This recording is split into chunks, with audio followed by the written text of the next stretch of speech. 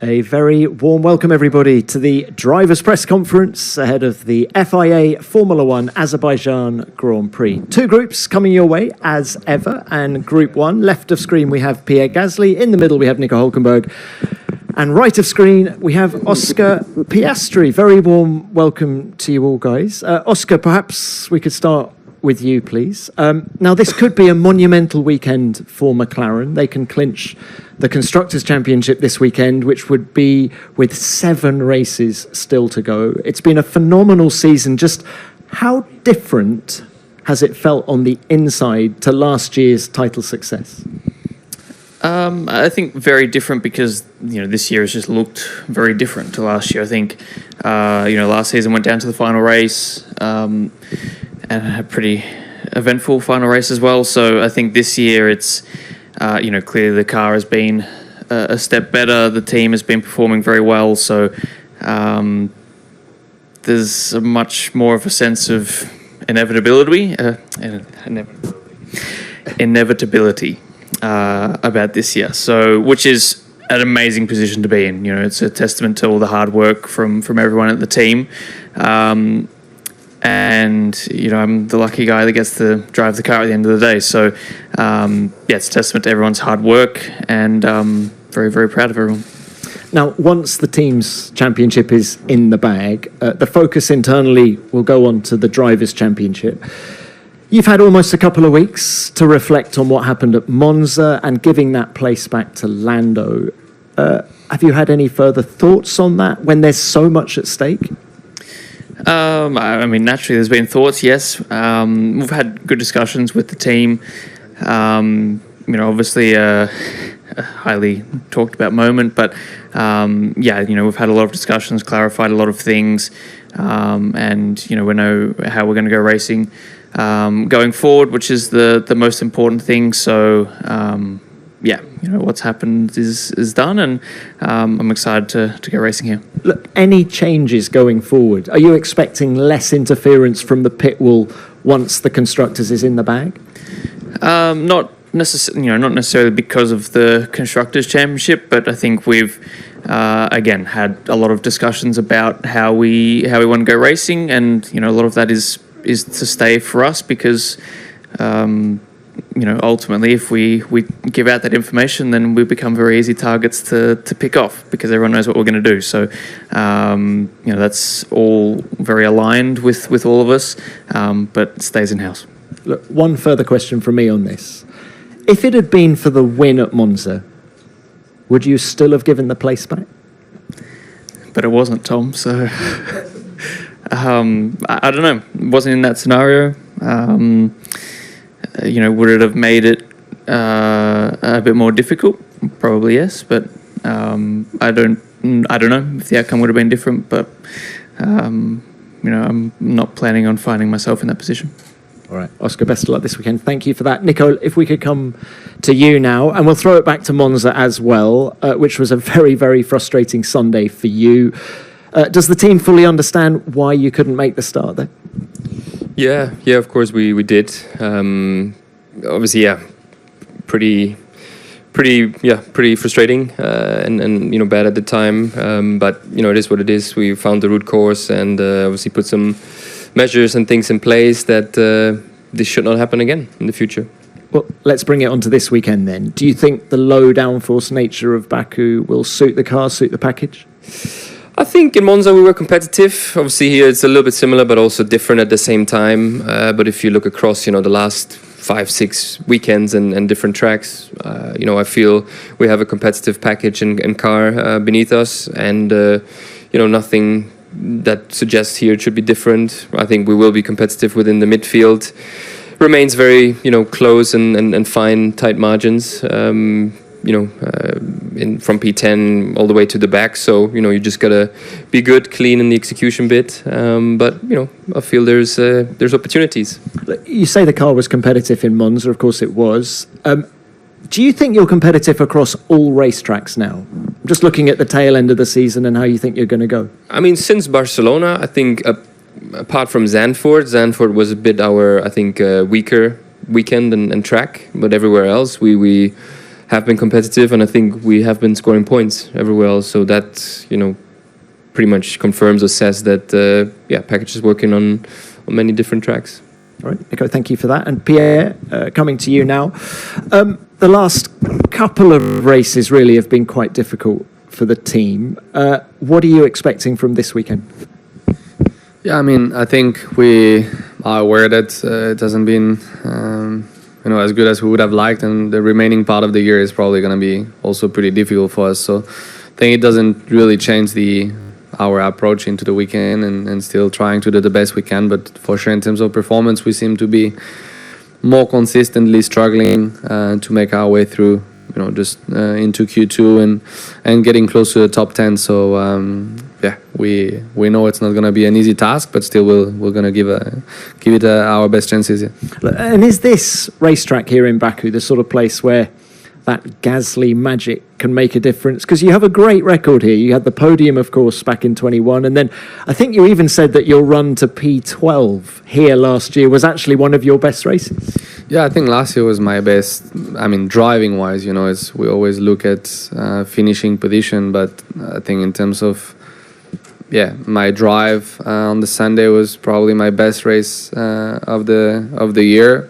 Nonetheless, I was still out of the points and probably a lap down. So still not great. But I think it's we know it's on paper with that long straight. Like looking at the performance of the package, even chassis-wise, there are things which needs to be improved. So I think it's all areas. We know at the moment we are not in a position to be fighting that top 10. We need some other factors to come in play for us to get some chances, but we need to put ourselves in a position to benefit from anything that happens. So hopefully it can be one of these weekends. Don't mind some rain if it does happen, but we'll see. Pierre, you've just said it's going to be a difficult second half of the season for the team, yet you have committed long term to Alpine. What convinced you to do that? I mean, we know it, and I've backed the team from the first day, start of the year, to fully commit onto 2026. So we made some tactical decisions not to develop that car, to stop the development very early on. Probably got affected also by the couple of changes of regulation through the year, and which meant we started in a okay place and probably lost some performance through the year, when others managed to develop probably a tiny bit more. And looking at the gaps, you're not talking much, but 2-3 tenths one way or the other just get you to the top 10 or completely to the back of the field. And fortunately, we're more towards the back, but no, I mean, in terms of decisions, we know why we are in this situation. I think all the efforts we are doing for next year gonna be rewarded in a couple of months, and I know the team is working extremely well for the new regulation. I can't wait to start 26. Only 6 months till Melbourne next year. Thank you for that. Right, let's open this up to the floor. We will start with the broadcasters. Who's first, please? Yep, Harry. At the front, please. At the front. Hello, can you hear me? Harry Benjamin, Sky Sports F1. Question to Oscar. Sorry, Oscar, I'm going to follow up, as you well know. You say things off the back of Monza are clearer for you, and we have this kind of idea of a list of race scenarios. Are you able to clarify that for us about what is on that list of race scenarios where we might see what happened in Monza happen again or not?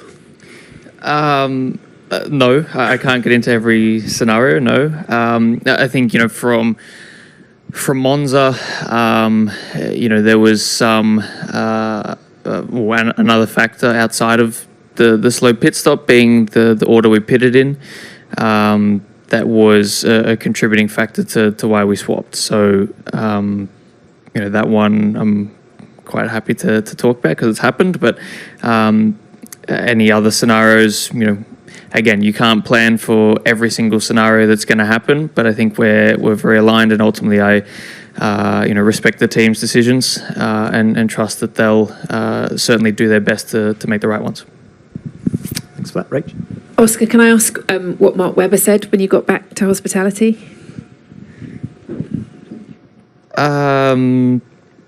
Not a lot, really. Not much. Ultimately, the biggest thing for me from Monza was it was a weekend where I deserved to finish third. I didn't deserve to finish second because of the pace I had. I was quick at certain points, but not quick enough the whole weekend. And ultimately, that's kind of my main takeaway from that, what I'm trying to focus on going forwards. And, Mark is very much on the same page with that.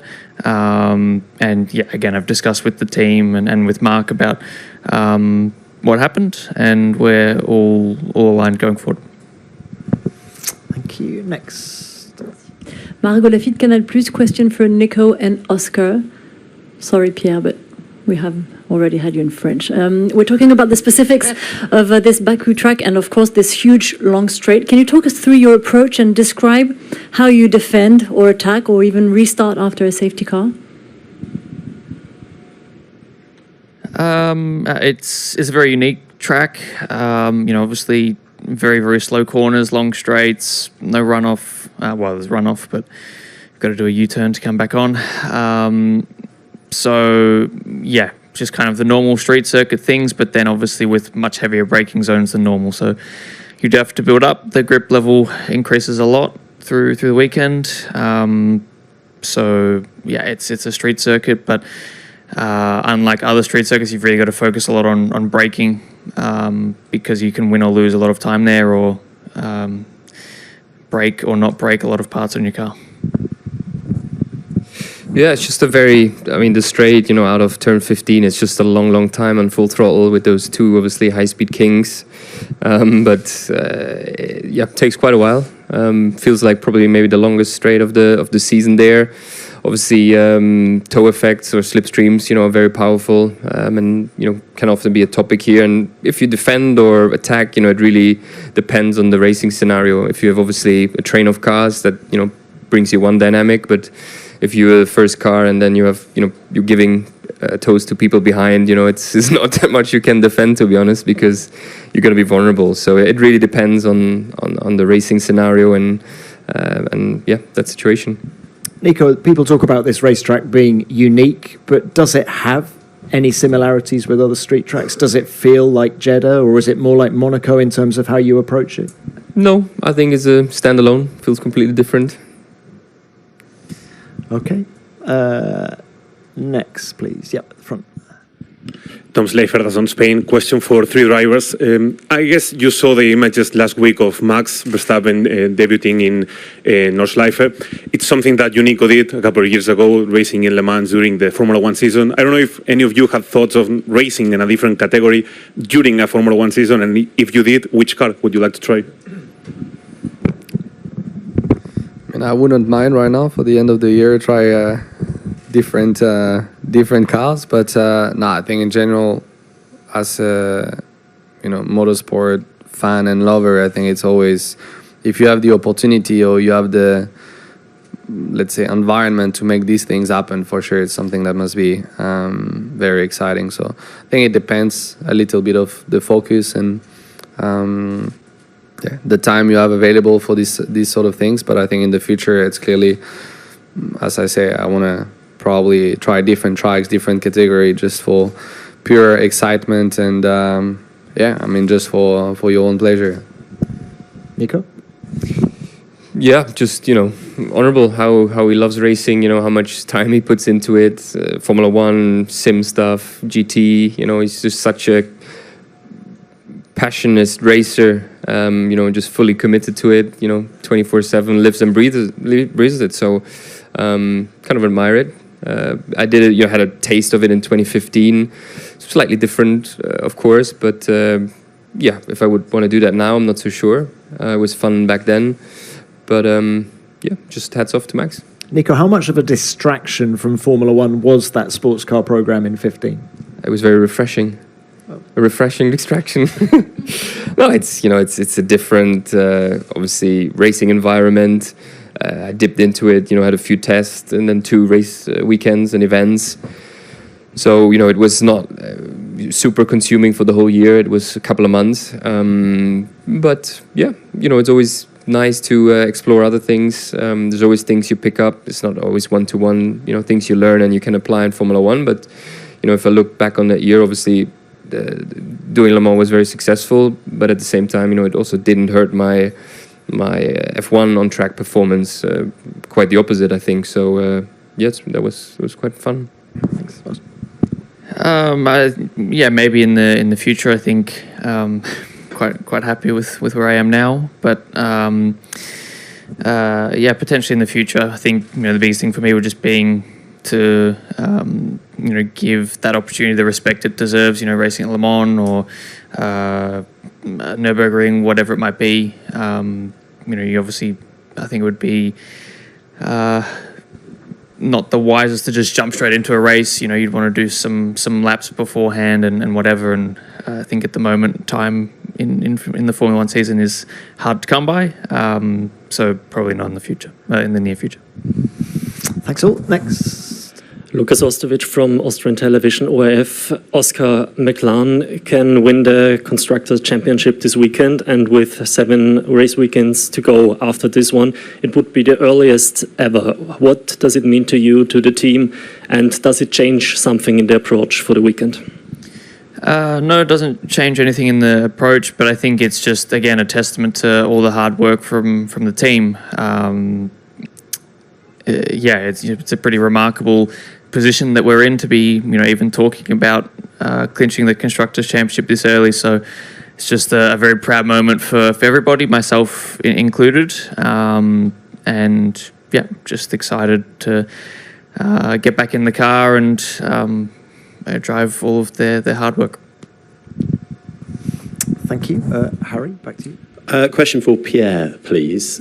Pierre, you've experienced challenging times in your career, and especially at Red Bull, and you rebuilt and you came back stronger.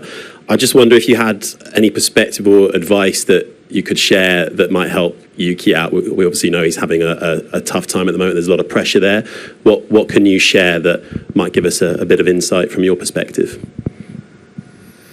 I mean, I think every single situation is quite specific, and we all manage it or process it in different ways. So I think it's kind of depends how you are as an individual, as an athlete, what might work for you, what may not work for you, and the sort of support and environment you need around you. So, I mean, these are stuff that I talk with Yuki, obviously very openly. We have a good relationship, and I think, ultimately he needs to work out what's the best way of focusing on the performance, because at the end of the day, the only thing that matters when you're in a competitive sport is the performance you put out there, and got to figure out with the limitations you're facing what's your best chances of displaying your skills in the best possible way. So I think that's the main thing, cutting the noise. Obviously there's always going to be a lot of talks, a lot of noise around, and that you need to find a way that it just doesn't get to your head. And I think at the end of the day, you just got to wake up every day thinking, how am I going to get better at what I'm doing? Whether you go through better times or challenging times, that's the only question that will push you forward. And hopefully that's what he managed to do until the end of the year.